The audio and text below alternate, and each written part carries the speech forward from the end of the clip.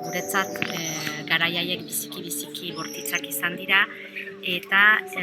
gero handitu dira, gure bizia egin dugu. Euskal Herrian azken urtetan ikusi dugu gatazkaren konponbidea nola ere den, borroka armatuaren bukaera nola egin den, baina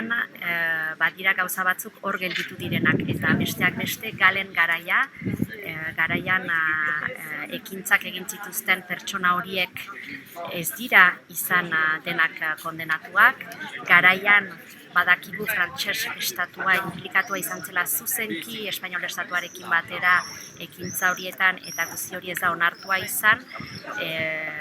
Biktimen familiak eta beti airean gelditu dira eta pixka bat hori ekarri nahi dugu beraz 40 urtenkarietara gogora. Irailaren 25 izan zen Monbarreko atentatuaren eguna bera eta beraz nahi duguna da egun hortan zerbait markatu, omenaldi bat egin eta baita ere Baiona Txikian Jakes Bortairu eta Dominika Dagejek jadanik egin izan dute garaiko Baiona Txikiaren historiaren ibilaldi bat eta hori berriz eginen dugu, gertakari horiek nola izan ziren eta oroitarazteko eta gero aste bat lehenago ere mintzaldi bat egin nahi genuke atentatu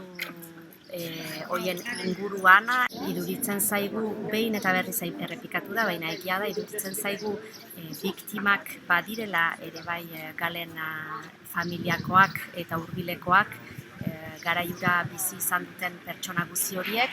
eta gero hori guztia ez dadin antzia izan, importantea da oroitaraztea,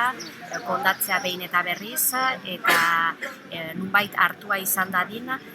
zinez zer gertatu zen, nola izan ziren gauzak eta zergatik gertatu ziren garai hartan gauza horiek.